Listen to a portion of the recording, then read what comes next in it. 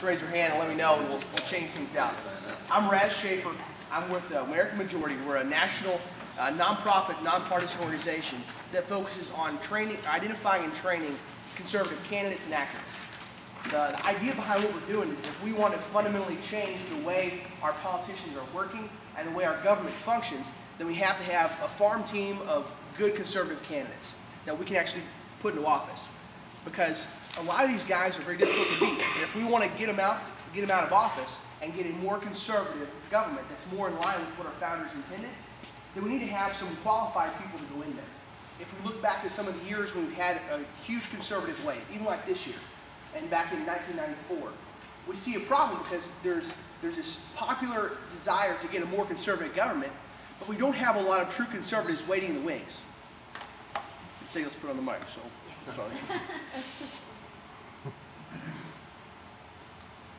All right, how's this? Let's hear me a little bit better? All right, very nice. If it gets too loud, we can tweak that too.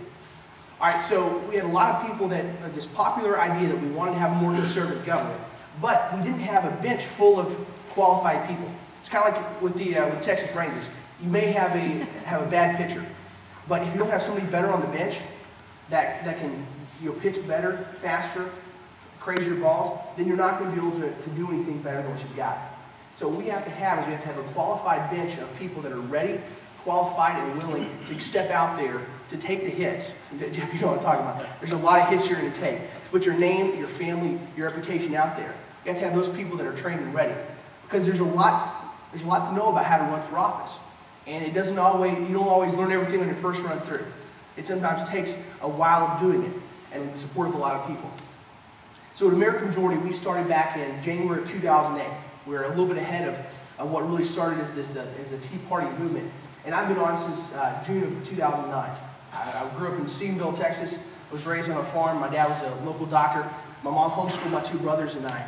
And I grew up learning a lot about our founding fathers, about the real exceptionalism of America, why we were great, what was different about our government and this great experiment that our founding fathers undertook than any government in the history of mankind.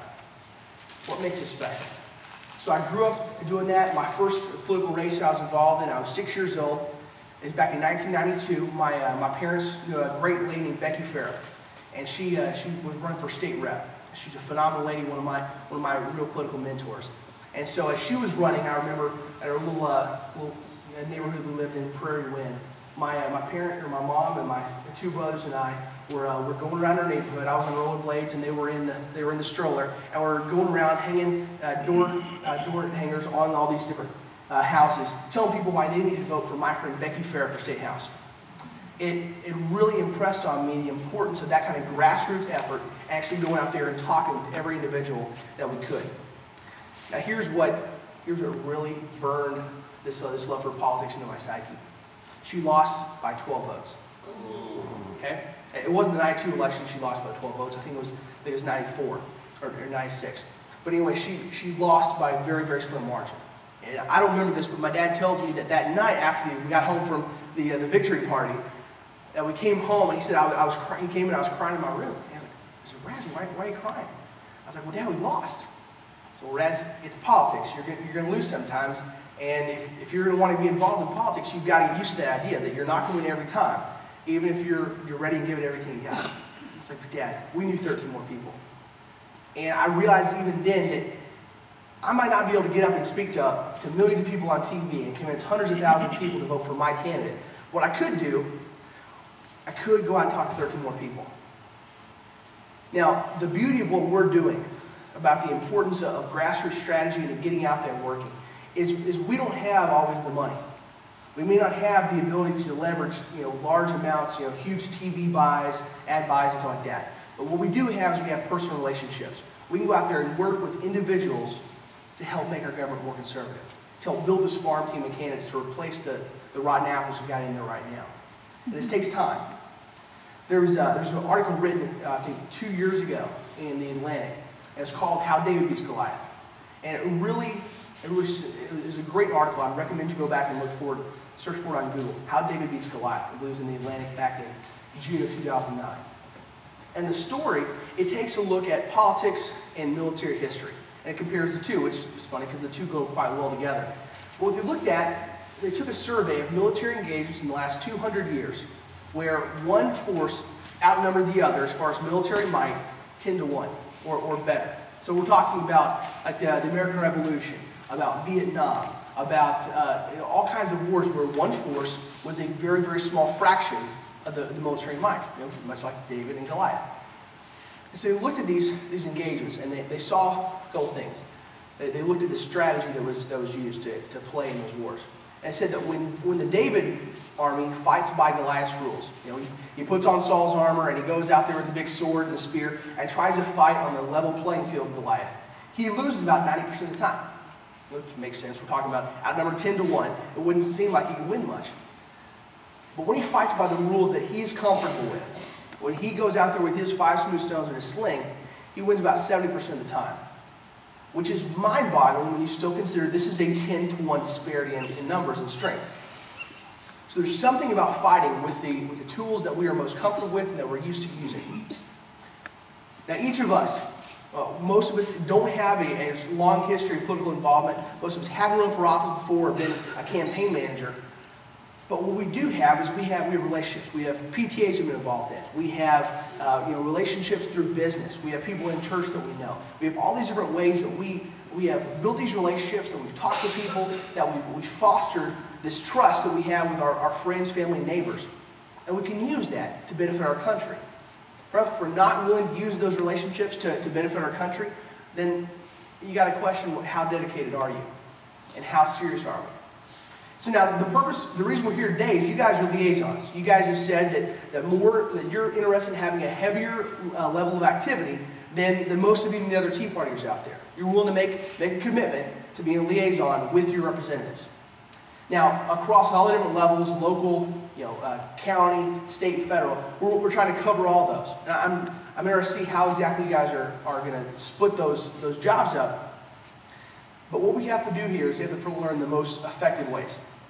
Now, my experience and why in the world you might want to listen to what I would say or have any idea that I'm qualified to speak on the subject is a couple of reasons. One, I've been involved in politics for the vast majority of my life, like I said, since I was 6, which I'm still pretty young. I'm 24 now, but that's a decent time in politics. I've been involved in legislative races and federal races since that time. I haven't taken a single cycle off, and I doubt I ever will, until they put me on the ground. I've done several internships. I've done some on Capitol Hill and the Texas Public Policy Foundation, and I've been working for American Majority, learning the ins and outs of campaigns, running campaigns, training candidates, identifying candidates, and helping train grassroots individuals and organizations for the better part of 2 years. So what I'm going to talk to you about this morning and the strategies I'm going to advise you in are based on those experiences, on knowing a little bit about policy, about having worked in constituent relations in the U.S. House office in D.C., and knowing the best strategies for getting your representative's attention, for having been somebody that's for a long time been trying to get my representative's attention with different levels of success. So what we're talking about this morning is kind of a free-flowing of bullet points that I came up with as I was doing my research and figuring out what I wanted to impart to you guys today. And I want it to be pretty informal. I'm going to be just talking about these things, and as you have questions, raise your hand and we'll go with that. We'll chase as many rabbit trails as we need to, because ultimately I want to make sure that you guys are equipped as best as possible to go out and have all your questions answered. Now, if you have questions that come to you tomorrow or this afternoon or 2 weeks from now, I got a stack of my business cards, I got more in the car. I am a continuing resource. Okay, I live down in Fort Worth. This is what I do full time, and I want to be there to help make you guys more effective as you move forward. If there's a question I can't answer, I will get the answer for you. I will talk to people that know more about it than I do, and we'll get those things answered. Now, tell me a little bit more about how you guys are splitting folks up as far as assigning people to representatives. One-on-one.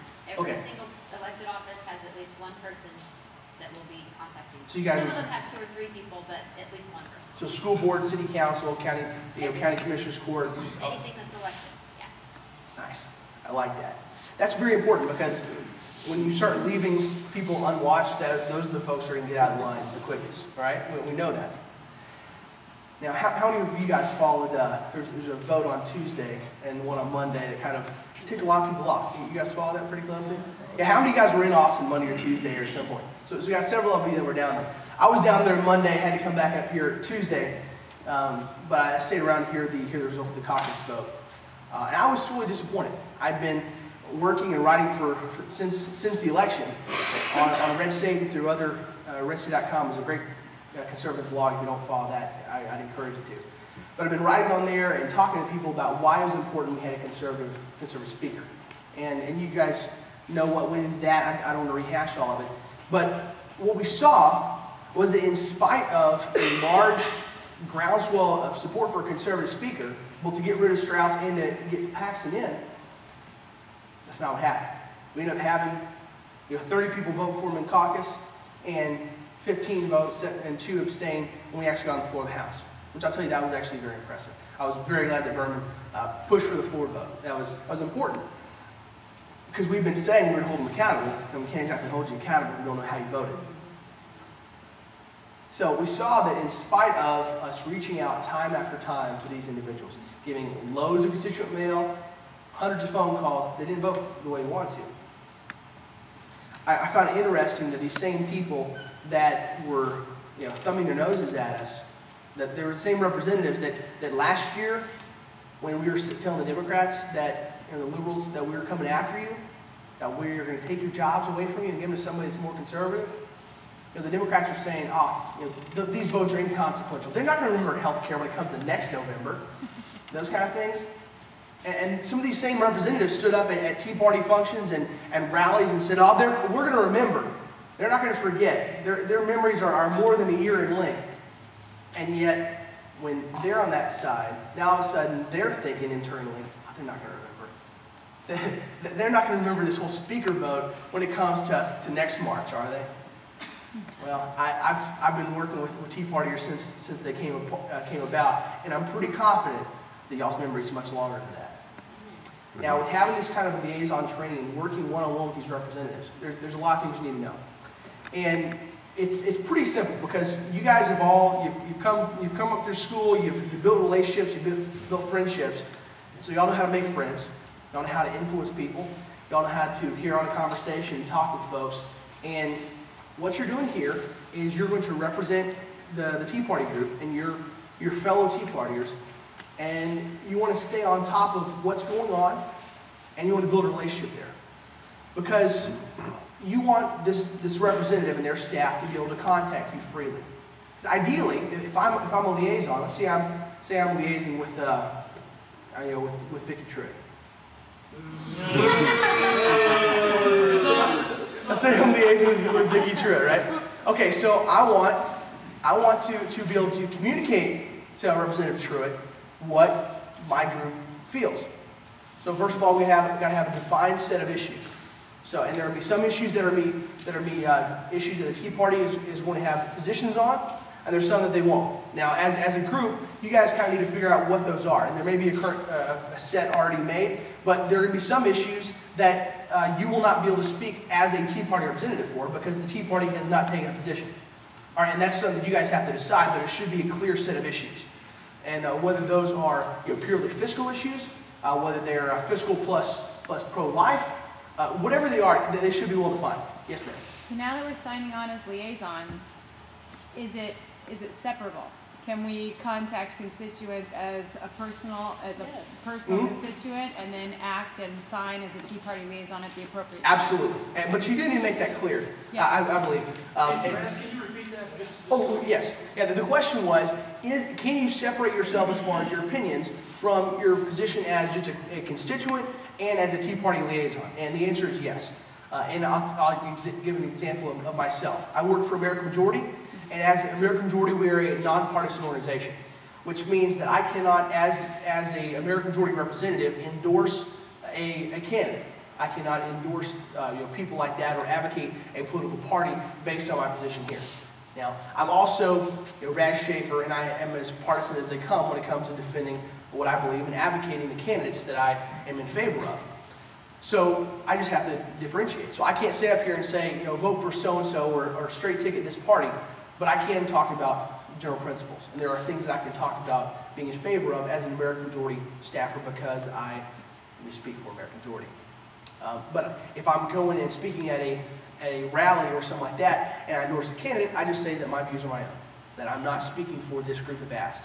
And so what I want to make sure of is that I don't misrepresent or have anybody have doubts about who I'm speaking for. That should always be clear. But it is something you can do. You can separate yourself from that. So we want to, there are 4 primary things that Connie asked me to talk about today. One is how to personally engage with your reps and stay engaged. 2 is how to watch your rep like a hawk. 3, how to make your reps' life miserable politely. And how to reward your reps' good behavior. Now, I recommend that the way we start out a relationship is a little bit of game theory. Okay? I studied economics in college, and one of the things we spend a lot of time on is game theory. And there's a strategy called tit for tat. And basically what that strategy is that if in a relationship like this, you're best off starting from an even footing, from this idea that you will trust someone until you're proved that they're untrustworthy, or that until they try to mess you over, you're going to go forward acting in good faith. But that if they mess with you, then you're going to mess with them back.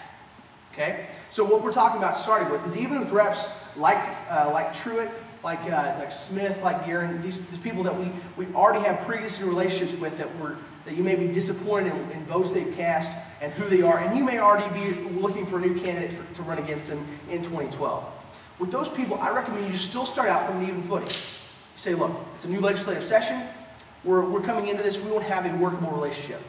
In spite of the fact that we may have worked against you the last time around, I may have voted for your candidate, I may still have his bumper sticker on my car, I'm going to work with you in good faith. Because my job here is not to come as a partisan, it's to come as a liaison. So my job is not to undercut this representative or mess with them. My job is to work as the go-between. And that means that I'm going to take the Tea Party's opinions and their wishes to you. I'm going to communicate those directly and faithfully. And I'm going to return with what you say back. Because we can't have, just due to time constraints, we can't have the same level of contact that one-on-one is with one representative to everybody out there, right? That's why we have liaisons. So if we want to move forward with this tit-for-tat strategy, we got to start from even footing. And it's going to be difficult to do in many cases because if you are the liaison for Truitt's office and you've been working against her for several years, it's going to be difficult for you to go into it with that attitude. But you need to, because if you're going to be acting in good faith as a liaison, then you must liaise appropriately. Now, as far as engaging as an effective liaison, there are a lot of different mediums of communication. We got new media, we got traditional media, we got phone calls, we got in-person meetings. There's a lot of ways you can do that. I recommend that, first of all, that one of the first steps should be taken is that a letter should be sent from the Tea Party to each of these individuals that you're going to be liaising with. They should introduce you officially as their liaison. To say, we are a group of this size, we are working to do this is our stated goal, and in support of that goal, we're assigning liaisons to work with you. Because we want you to have a very easy go-between to be able to communicate what your agenda is and what you're wanting to do to us, and we can look for points of commonality or disagreement, and then you can work, we can communicate that back and forth. Yes, ma'am. I wanted to say, so when the Tea Party sends that introductory letter to the different candidates, they need to state to that candidate, these are our positions because mine is the State Board of Education rep. So that letter needs to state, these are our goals for the State Board of Education right off the bat.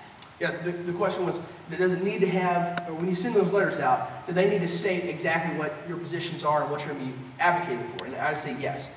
It should have a concise appraisal of what the Tea Party is concerned with, the list of issues that you'll be specifically advocating for.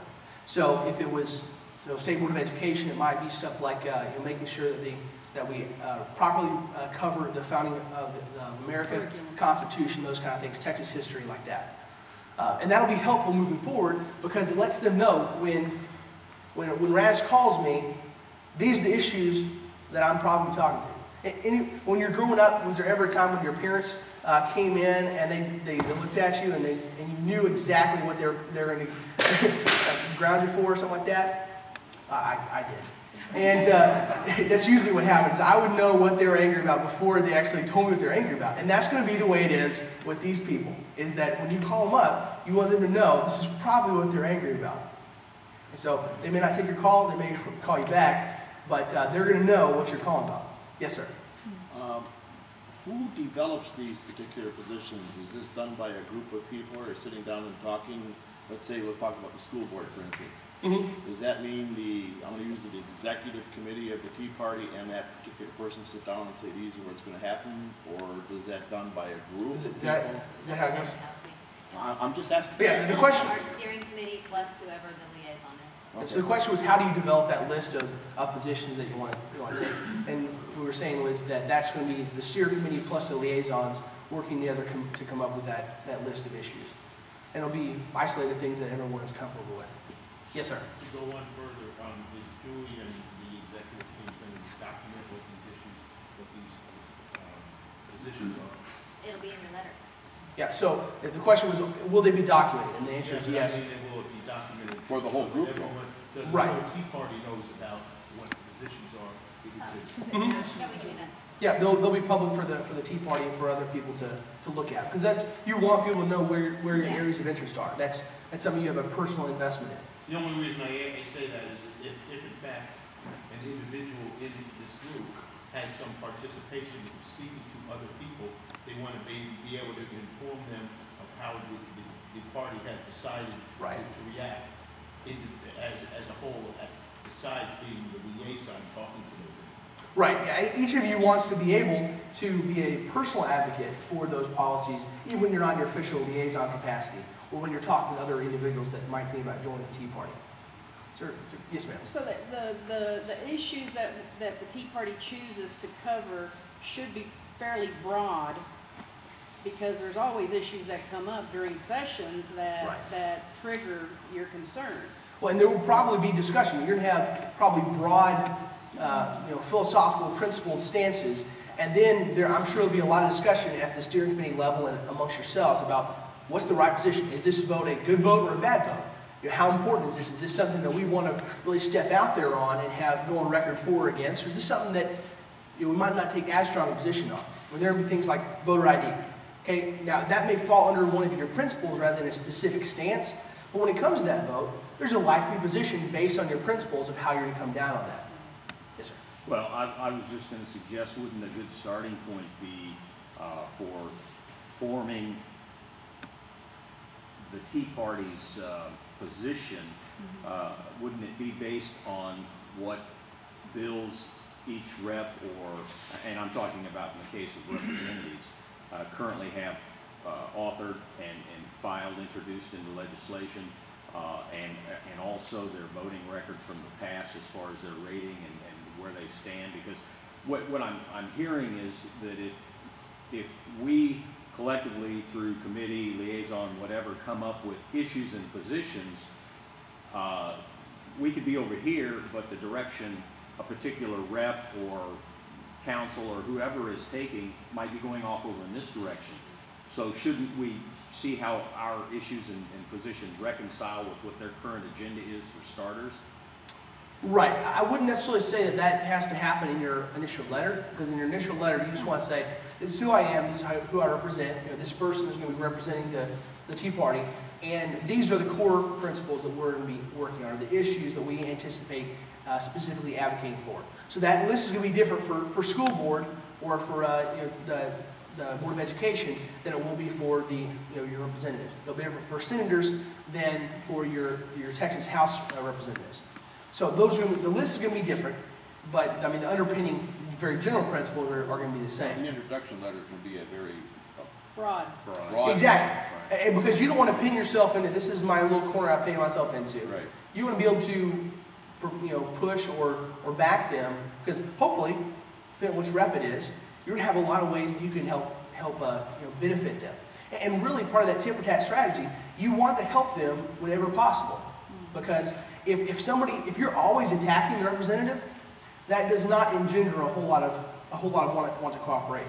And so with Representative Truitt, you may disagree with her on a lot of things, but if there is one issue that you agree on, let everybody know you agree with her on it. Red light camera. I mean, that's going to be something that if you agree with somebody, that as the liaison, your direct goal is not to defeat her the next time around.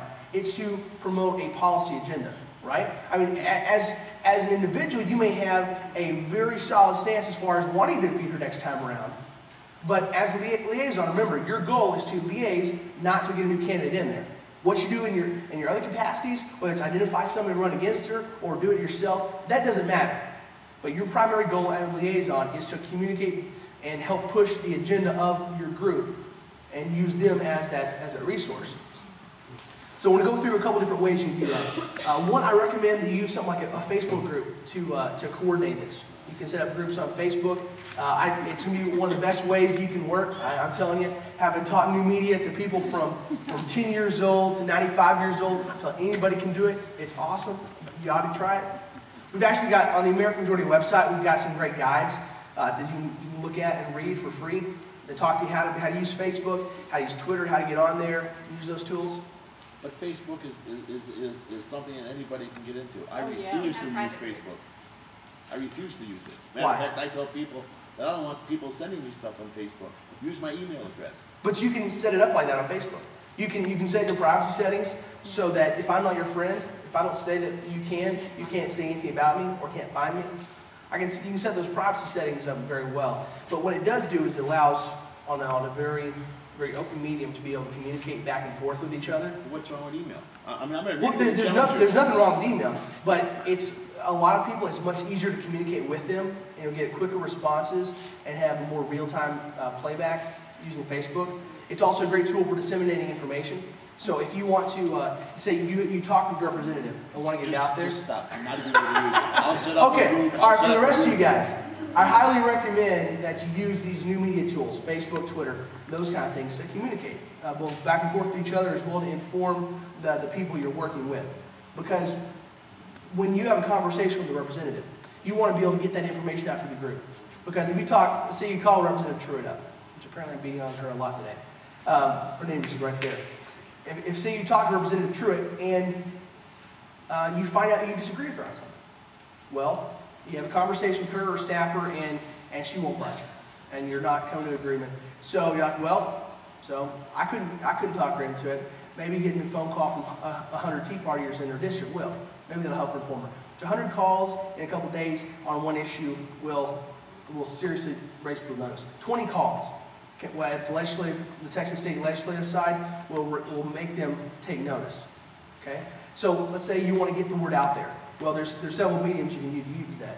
You can use Facebook, you can use Twitter, you can use emails, you can use on your website. And I recommend using all those because we want to get the message out there. Call your representatives. Because you may not be using Facebook, you may just be on email, but there may be other folks that don't check their email as much, or it automatically goes to the spam filter, and so you want to make sure that no matter what mediums they're checking, they get that message. Yes, sir. I'm just curious about that, about phone calls too. When you go out and say, have all these people make phone calls, well, first thing the representative does is turn off their phones, and all they do is just get messages.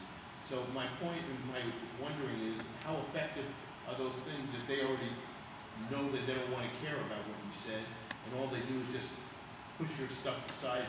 How effective does that happen in most cases, that all these calls going to representatives on any level are work? Well, as we know, it's possible for them to spit the bit and to not pay attention. I mean, we saw that on Tuesday, right? And I imagine there was a bunch of phone calls and a bunch of emails coming from you guys because you want to have one person and a speaker, and obviously disregarding it. So, and I would tell you that probably no amount of phone calls would have changed their mind. Does that seem about right? There's a lot of them. But here's the thing. For one, it's you going on record. So they will have a tally, even if it's through voicemails. They're going to have a tally, and they'll say, 150 people called me this week saying they wanted me to vote this way. Now, on some issues, it may come up that they will not change their vote no matter how many phone calls they get. That they think it's not going to be an election year issue, and so they're not scared. There are going to be a lot more issues where they may be swayed. When it's election. Well, not even when it's election year, but depending on what the issue is, it may be something that, if it's a bill that they sponsor. If I'm the representative, I sponsor a bill, and you call me telling me to vote against my bill, it's likely that no matter how many phone calls I get, I'm not going to vote against the bill I sponsor, right? Yeah. Because if it was, why would I sponsor the bill? Okay, so it would be impossible for you to get me to change my vote and not vote for a bill I sponsored, right? That seemed really weird if I did. but you want to go on record and say, this is what the Tea Party thinks on this bill, this is what I personally believe, and so when it comes around the election year, you can bring that back up. There might be another issue. It might be a marginal thing. It might be something, let's say it's making a state park or something like that. And it's something that I think that my constituents would like because, hey, it's a state park. It's making Texas beautiful, right? So I think that maybe it'll cost a little bit too much money, but that unless I get a huge groundswell from my constituents saying, no, don't do this, then I'm going to go ahead and vote for it because that seems like the popular thing to do, even though I really don't like the fiscal footprint. But you guys start calling me, and I get 50 phone calls inside of a week saying, don't vote for the state park. We don't want that. We can't afford the money right now. And so now I'm like, well, I guess I've got some cover because I really don't, I'm not crazy about it. I don't have a strong feeling one way or the other. I've only got 5 phone calls saying vote for it. I got 50 or 100 saying don't vote for it. So I'm going to go ahead and cast my vote using my constituents' word as the backstop. And I'll be able to say, if I'm asked about it, say I got a huge groundswell of people calling me from my district saying don't vote for the state park. And they specifically said it was because of the fiscal footprint. And that right now we're in a recession and we can't afford that. And so in those kind of cases, that's what you as a liaison want to communicate, is you want to be able to let folks know and give them cover when they agree with you and attack them when they don't agree with you. I wanted to ask you how true this is. Senator Nelson told me at one point that our physical presence in Austin, going to their offices, counted for about 100 votes for each person. Absolutely. That physically, showed up in their office. That is true. Based on what we're talking about doing is, and the question was about how much does our showing up at their office count versus phone calls? And effectively what we're doing is we're engaging in political blackmail of sorts, right? So your credibility is key. And they basically, or what we're saying is that if you do what I tell you to, then when it comes around the election, I will look upon that favorably. But if you don't do what I tell you to, then when it comes to the election, we're going to kick you out. That's what we're telling them, right? So they have to believe that. Exactly. And we'll prove to them that we were serious next time around. So we're telling them that we're giving a carrot and a stick. It's like you do what we want you to, you get reelected. If you don't, you're not going to. So they have to decide how seriously they're going to take you. And there are all these different mediums, whether it's you send them a tweet, you send them an email, you send them a fax, you call them on the phone, you go down there. Each of these things takes a different level of commitment. All right? So sending them a Twitter message, 140 characters, takes a couple seconds. That does not show a very high level of dedication. Now, that's a little something, and little somethings are good. But that doesn't show quite the same level of work and of attention as, say, a phone call. That shows a much higher level of personal attention, and that says you took a few minutes to at least think about what you're going to say and call them up. Right? So that shows a little bit higher level of dedication. So that's more valuable as far as political blackmail. Then maybe writing a handwritten letter. That's going to be more valuable than an email, because the handwritten letter, obviously, you sit down, you wrote it out, you gave it that personal touch, and you send it off with your, whatever it is, 50, 75-cent stamp. That's next week, right? So it shows a little bit higher level of dedication. Now, driving 3.5 hours down to Austin to go down there and sit at their office and talk to them, that's obviously a much higher level of dedication, right? So that shows that you are one of the very few people that are willing to do that. I mean, that's why showing up this last week on Monday and Tuesday for Tea Partiers was such a huge show of force. Because most of those people weren't just from Austin. They're from San Antonio, from Houston, from up here in Dallas-Fort Worth. So that shows a very high level of dedication. So when you have the opportunity, I recommend that you do go down there for significant votes and significant issues. Go on down there. Carpool with the other folks in your area. Go down and tell them what you think. Yes, ma'am. But it's Sarah, right? Mm-hmm. Sarah was saying, isn't it very indicative of that one person that did manage to make it and the level of commitment they put in? There are probably 50 to 100 people that couldn't quite make it but wanted to. Right. You're exactly right. Yeah, for the people that do show up, they obviously know that there's a lot more back home that agree with you but didn't do it. It's kind of like for, and each different office has their own approximation of like a phone call equals this many people in district that agree with that person that didn't call. If we're talking about, you hear something on Mark Davis in the morning and you're like, man, I agree with that, or that representative shouldn't be doing that. And then 1 out of every 20 people decides to actually make a phone call to the representative. They have their own approximations of what a phone call equals in constituent support, and the 100 people back home for every constituent that shows up at their office, that kind of thing. The Texas Federation of Republican Women, which I'm a member of through my Republican Club, also has a TFRW Legislative Day in March where all the women from that organization go down to Austin, visit all their reps, have lunch with the governor, whoever sponsors that. But they have a lot of power, and I think the Tea Party should do something like that too, like a Tea Party Legislative Day, and all the Tea Party groups across the state converge on Austin. I agree. That's a great project. Have a bunch of different Tea Party groups working together to organize a day for liaisons to go down and meet with their representatives there at the Capitol and go around and talk to people about what they want their legislative agenda to be. I mean, if you've got all these lobbyists running around, why shouldn't we go down there and meet with them, right? That's right. And they all wear red. That was the thing. You see, on that day, you see a bunch of women all over the Capitol in red jackets, red shirts, whatever, but that's that distinct. It's a show of force. It lets you know that every one of those people is there for a specific reason. All right. Now, when you're talking about holding those folks accountable, you have to know what they're voting on, what the issues are that are in front of them, and then you have to decide what your opinions are on those issues. So it's a lot easier when you're talking about the federal levels and the state level. So who is a liaison for a federal or a state level office? Have we made assignments yet, or are those forthcoming? All right, so we got several people that have assignments in the state and federal level. So for you guys, for doing, so for state or federal level, so that's probably about half of you guys, right? For y'all, the job is much easier than the folks that are covering locals. There's good things and bad things about each. For the state and federal stuff, there are think tanks out there that are publishing data and information and will keep you very well informed about what's going on, and you can even find out what other conservatives are thinking. On the state or the federal level, you've got stuff like NCPA, the National Center for Policy Analysis. You've got the Heritage Foundation, you've got Cato Institute, a ton of DC-based think tanks that are coming out with huge amounts of data and a lot of good analysis that you can go to and read up on. On the state level, you've got things like Empower Texans. You have TPPF, Texas Public Policy Foundation. For any of you doing state level stuff, one of the first things I recommend that you do is go to texaspolicy.org, which is TPPF's website, and download their legislator's guide to the issues.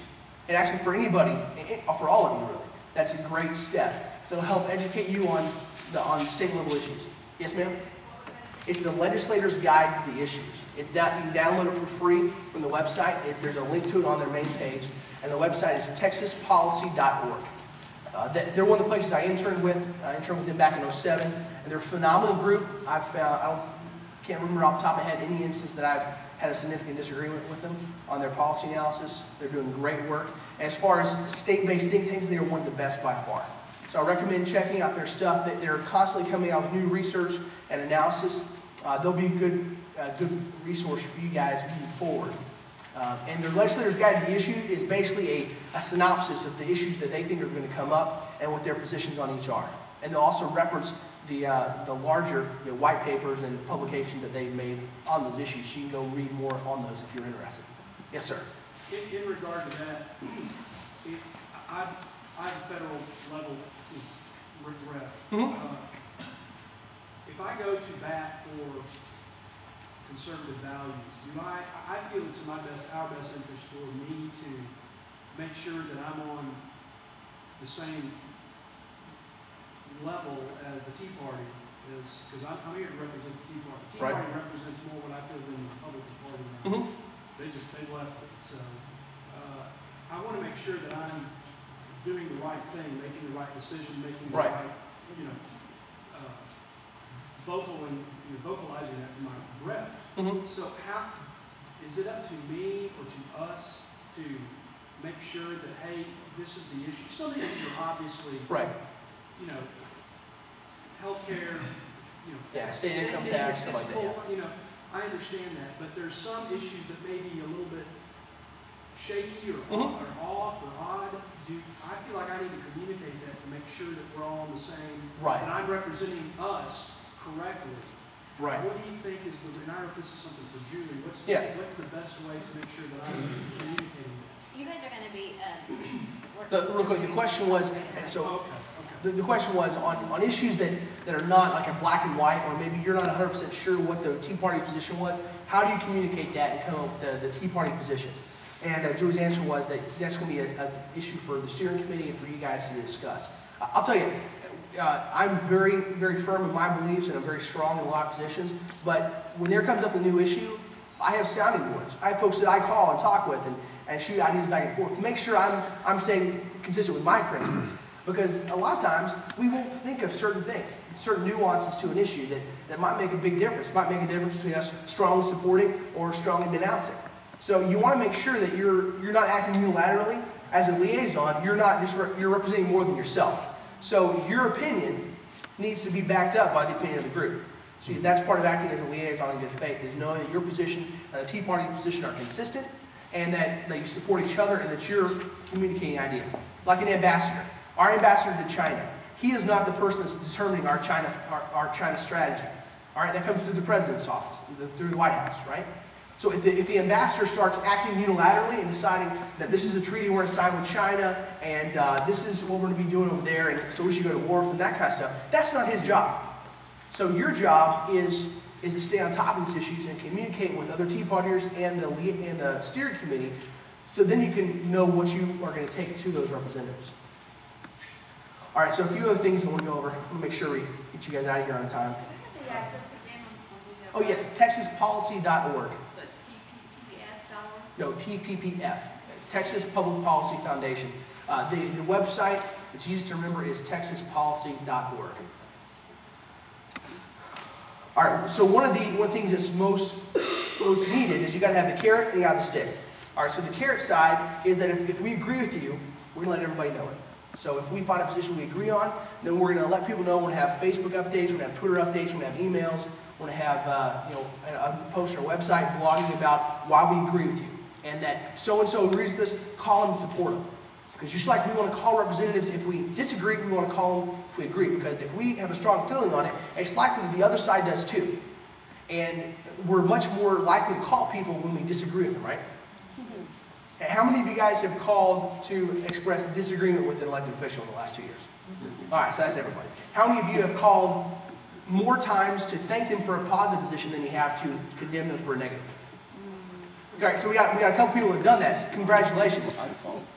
Yeah. I actually emailed somebody. Good. So, but I recommend that you should call them and thank them for supporting your positions more often than denounce them. Now, some representatives, that may be hard to find more things positive than negative. And some, you may not. But the idea is, it's kind of like Pavlov's dog. Pavlov's dog was an experiment where he would basically reward versus a negative response. So we want to, like a dog, you want to scratch their head and pat their belly when they do something right, and you want to slap them upside the head when they do something wrong. Okay, you want to make it clear what you agree and what you disagree with, because you want them to want to please you. Okay, much like a dog. Reward when they do something right, punish them when they do something wrong. Now, there's a lot of different venues you can do that through. There's the ones I just mentioned, which are internal and have some external reach as far as blog posts and things like that. There's also more official, traditional media approaches. Letters to the editor, editorials in the newspaper, those kind of things. Those are great opportunities because they have a large reach. They let you communicate to a broad audience what the Tea Party's position is. Also, frankly, they're not that hard to get published. With letters to the editor, if you write and follow the right rules as you're writing those things, it's not that difficult to get published. The main problems that we see people run into with getting letters to the editors published is that they'll be too long. They won't have the right style. They'll make ad hominem attacks, things like that. So a few rules to follow when you're writing a letter to the editor is, one, keep it between 150 and 200 words. It's also, they won't publish